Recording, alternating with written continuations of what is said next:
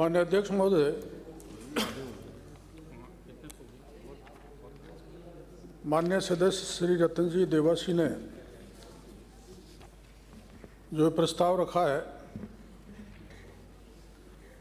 उसमें एक संक्षिप्त जानकारी देते हुए सदन का ध्यान आकर्षित करना चाहता हूं कि विधानसभा सदस्यों को उनके विधानसभा क्षेत्रों में स्थानीय आवश्यकताओं के अनुरूप विधायकों की प्रशंसा पर पूंजीगत प्रकृति के विकासात्मक निर्माण कार्यों को कराने के उद्देश्य से विधायक स्थानीय क्षेत्र विकास योजना वित्तीय वर्ष 1999-2000 में प्रारंभ की गई है। योजना अंतर्गत स्थानीय आवश्यकता के अनुरूप राजकीय पंचायती राज संस्था, स्थानीय स्वायत्तशासी निकाय के स्वामित्व की जनोपयोगी स्थायी परिसंपत्तियों का निर्माण करवाया जाता है। विधायक स्थानीय क्षेत्र विकास योजना की मार्गदर्शिका के प्रावधानुसार किसी गैर सरकारी संस्था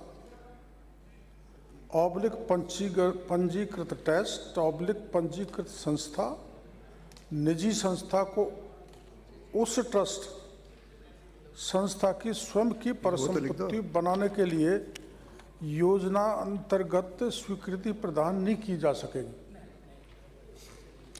परंतु पंजीकृत संस्था ट्रस्ट गोपालन विभाग से अनुदानित पंजीकृत गौशाला के लिए टिकाऊ प्रवृत्ति की परिसंपत्तियों का सृजन निम्नांकित शर्तों के अधीन कराया जा सकता है।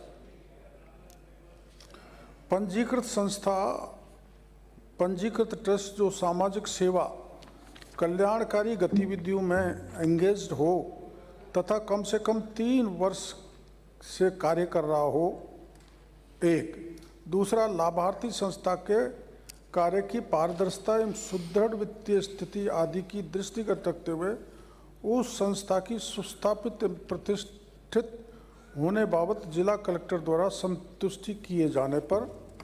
तीसरा, सृजित होने वाली परिसंपत्तियों सार्वजनिक जनता अर्थात जाति धर्म के भेदभाव के बिना सभी वर्गों के लिए उपयोग हेतु सदैव उपलब्ध रहने पर ये परिसंपत्तियां जातिगत न्याथी नौहरे, जातिगत छात्रावास, जातिगत शमशान एवं जाति विशेष की नहीं होनी चाहिए।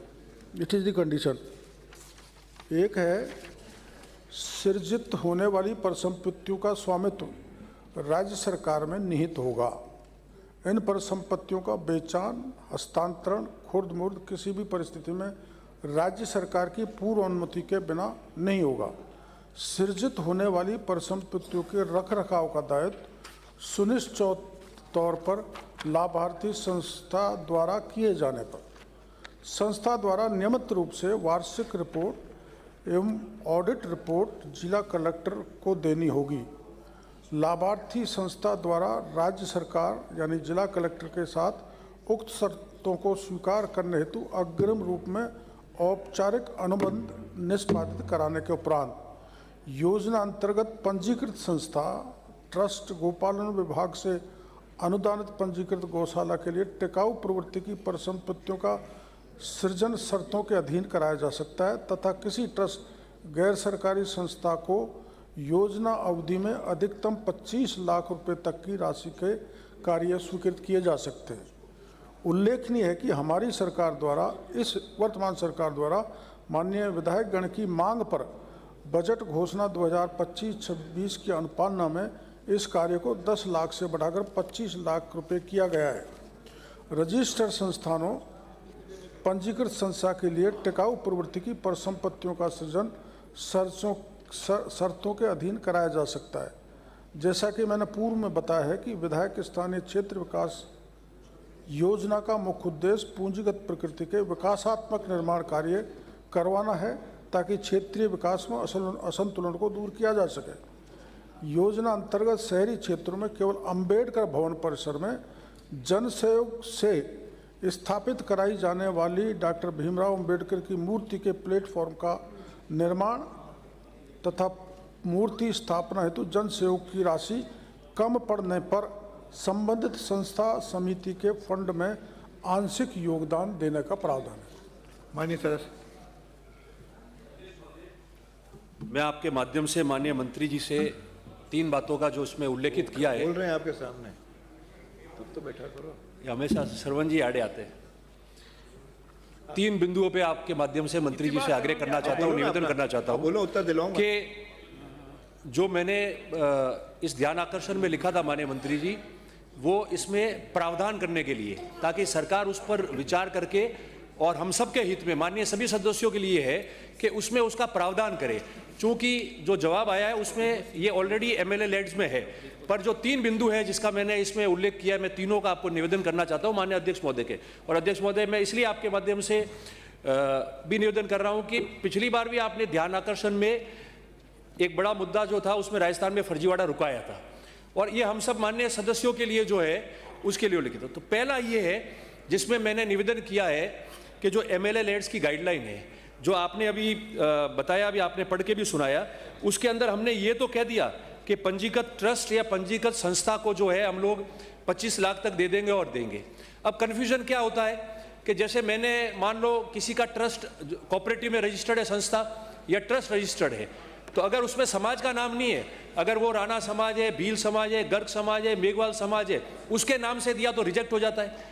और अगर उसने लिखा है कि मैं हाड़ौती विकास संस्था, मेवाड़ विकास संस्था, और उसमें वही लोग हैं, उन्हीं समाज के लोग हैं, वही रजिस्टर्ड है, तो उसको वो ग्रांट जो है वो सक्सेस हो जाती है, उसको अनुमोदित हो जाती है, बात वहाँ की वहाँ रखती है। तो हम लोग जो ये निवेदन कर रहे हैं वो ये है कि आप इसमें भले कोई राइडर डालना चाहे आप डालें कि 5 करोड़ मिलते हैं तो उसके अंदर 25 करोड़ ही आप खर्च कर पाओगे, 5 साल में एक समाज की संस्था को दे पाओगे।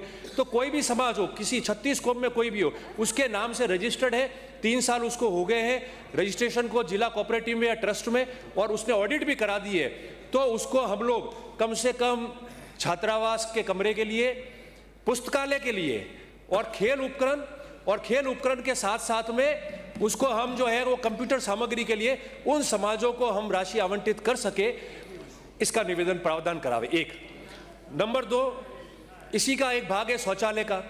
वो कारण ये हो रहा है इसका कि 2022 में तो गाइडलाइन ठीक थी, मगर 2025 के अगस्त के महीने के ऑर्डर में इन्होंने उसको आरक्षित कर दिया। जैसे 2025 के ऑर्डर में सामुदायिक सभा भवन पहले गांव एमएलए दे देता था लिख के, गांव में अगर आबादी भूमि है ग्राम पंचायत एनओसी देती थी, एनओसी होने के बाद में वो ग्रांट सक्सेस हो जाती थी, बन जाता था, बाद में उसको पट्टा देते थे। अभी उसका जो अमेंडमेंट किया है आपने 2025 के ऑर्डर में, जो जीकेएन आपकी बनी हुई है 2025 की ग्रामीण कार्य निर्देशिका है उसके अंदर, उसमें उन्होंने कर दिया है कि अगर पट्टा है तो ही सामुदायिक सभा भवन बनेगा और समाज के नाम का नहीं बनेगा। हम लोग धार्मिक लोग हैं, हम लोग गांव में रामदेव जी के मंदिर में जाते हैं, जागरण में जाते हैं, तेजा जी के जाते हैं, अन्य समाजों के जाते हैं 36 कौम के। अगर वो कहता है कि हमारे एक छोटा भवन 10 लाख का बनाना है जिसके अंदर हमारा सामान रह जावे, बरसात में बैठ सके, तो कैसा आप धार्मिक है, मंदिर का है, इसलिए नहीं दे पाएंगे। तो मेरा निवेदन है कि जीकेएन में आपके जो भी प्रावधान जिसकी वजह से तकलीफ आ रही है उसका अमेंडमेंट किया जाए, ताकि हम लोग सभा भवन जो है वो आबादी भूमि में मिल जाए हम लोगों को, और आबादी भूमि में सभा भवन होते ही वो काम हो जाए। ये का ये आप देखेंगे, आप ताज्जुब करेंगे अध्यक्ष महोदय, 2 ही बिंदु है उसमें। और शौचालय में भी ये आ गया है कि अगर मैंने शौचालय का लिख के दिया है कि शौचालय बनाना है इस गांव के अंदर, तो अगर पट्टा है तो ही शौचालय बनेगा, उसको भी अमेंडमेंट कराना जरूरी है, नहीं तो शौचालय के लिए पट्टा कहां से ढूंढते फिरेंगे। दूसरा था, एक प्रथम ये, दूसरा था महापुरुषों की मूर्ति के लिए। शहरी क्षेत्र में आपने कहा, मगर शहरी क्षेत्र में उसमें सिर्फ जो उसका नींव है, प्लेटफॉर्म है, उसके निर्माण की बात है, और मूर्ति लगानी है तो जो जन सहयोग से राशि आई है उसमें कम पड़ती है तो हम दे सकते हैं, वो भी शहरी क्षेत्र में, ग्रामीण का तो कोई है ही नहीं। मेरी पंचायत समिति के अंदर बाबा साहेब भीमराव की, अंबेडकर जी की मूर्ति लगी हुई है, 75 वर्ष हम संविधान का मना रहे हैं, अब उसको रिप्लेस करनी है, मैंने लिख के दे दिया, वो नहीं हो सकता क्योंकि गाइडलाइन में नहीं है। मेरा निवेदन है कि जो भी हमारे भारत रत्न है, महापुरुष है, समाज सुधारक है, उनकी मूर्ति लगाने के लिए जो हमारी प्रेरणा है उनको आप अलाउ करावे, ऐसा है तो आप सरकारी संपत्ति में कर दो, कि सरकारी परिसर में आप लगा सकते हो, आप उसमें नियम डाल दो कि कहां लगा सकते हैं। चौराहे पे लगा रहे तो वैसे ही संभागीय आयुक्त की कमेटी का परमिशन आता है, उसके बाद होता है, तो वो राइडर होगा तो भी चलेगा, पर कम से कम उसके अंदर ये हो जाना चाहिए कि हम उस मूर्ति को हमारे एमएलए कोटे के पैसे से हम लोग वहां लगा सके।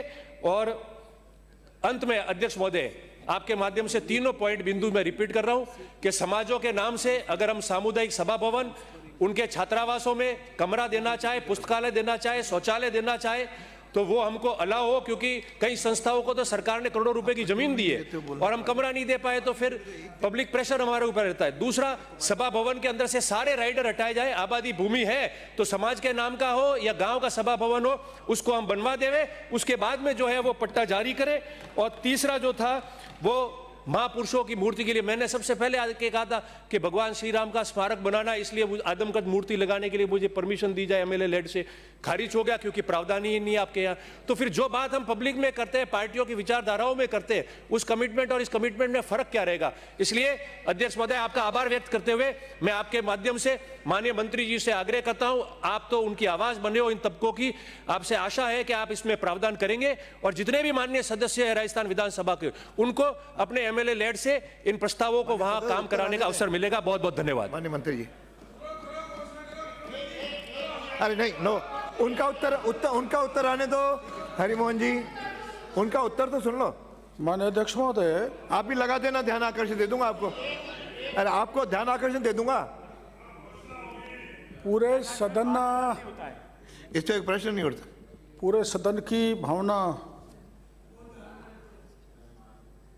है और पहले भी ये बात उठती आई है, तो विधायक कोष योजना के प्रभावी क्रियान्वयन हेतु अभी हाल ही में मुख्य सचिव राजस्थान सरकार द्वारा 14/12/2025 को अतिरिक्त मुख्य सचिव गृह विभाग की अध्यक्षता में 4 सदस्यीय समिति का गठन किया गया। आपने जो बात उठाई, ऐसी बात पत्र भी आते रहते हैं, हाउस में भी उठता रहता है, बाहर भी मामला उठता रहता है, इसलिए एक ही कमेटी बनाई गई। पहले मैं आपको कमेटी द्वारा जो रिपोर्ट है उसकी जानकारी दे देता हूँ। समिति द्वारा अपनी रिपोर्ट प्रस्तुत कर दी गई है। समिति की प्रमुख अनुशंसाएं निम्नानुसार है। कार्यकर संस्था उसी विभाग को बनाए जाए जिस विभाग के लिए कार्य करवाया जा रहा है, एक।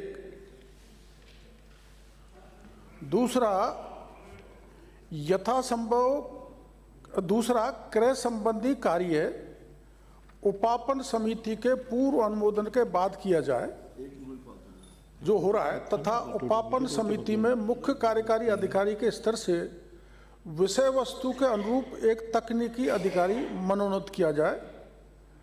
यथासंभव कार्यों का क्रियान्वयन हेतु राजकीय विभागों संस्थाओं कोई कार्यकारी संस्था बनाया जाए, तथापि विशेष परिस्थिति में पंजीकृत संस्था, पंजीकृत ट्रस्ट, एनजीओ को कार्यकारी संस्था बनाए जाने का निर्णय जिला कलेक्टर द्वारा गुण अवगुण के आधार पर लिया जाए।